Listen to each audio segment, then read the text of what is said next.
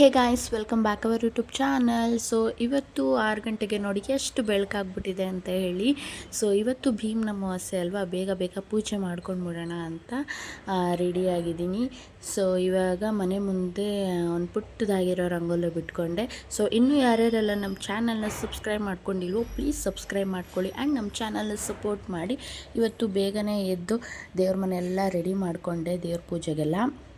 ಇವತ್ತಿನ ಪ್ರಸಾದಕ್ಕೆ ಹಾಲು ಪಾಯಸನ ಮಾಡ್ಕೊಂಡಿದ್ದೆ. ನನಗಂತೂ ಹಾಲು ಪಾಯಸ ಅಂದರೆ ತುಂಬಾ ಇಷ್ಟ, ಅದನ್ನೇ ಮಾಡ್ಕೊಂಡಿದ್ದೆ.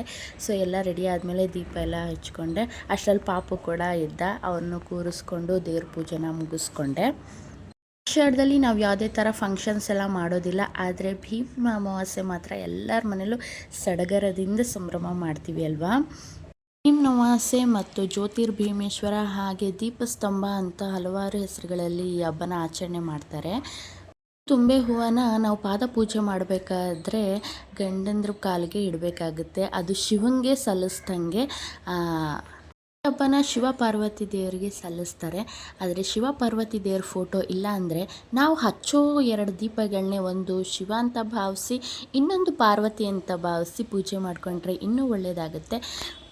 ಅವನು ಕೂಡ ಪೂಜೆ ಮಾಡಿಕೊಂಡ್ರು. ಅದಾದಮೇಲೆ ನಾನು ಸಂಜೆ ಪೂಜೆ ಮಾಡಿಕೊಂಡ್ರೆ, ಬಿಕಾಸ್ ನನ್ನ ಹಸ್ಬೆಂಡ್ ಬಂದಿದ್ದೆ ಸಂಜೆಗೆ, ಬೆಳಗ್ಗೆ ಟೈಮ್ ಇರಲಿಲ್ಲ ಅವ್ರಿಗೆ ಅಂತ ಹೇಳ್ಬಿಟ್ಟು ಸಂಜೆ ಪೂಜೆ ಮಾಡಿಕೊಂಡೆ. ಅದು ಪೂಜೆ ಮಾಡುವಾಗ ಸಮಯ ನೋಡಿ ಪೂಜೆ ಮಾಡಿದಾಗ ಒಳ್ಳೆಯದಾಗುತ್ತೆ.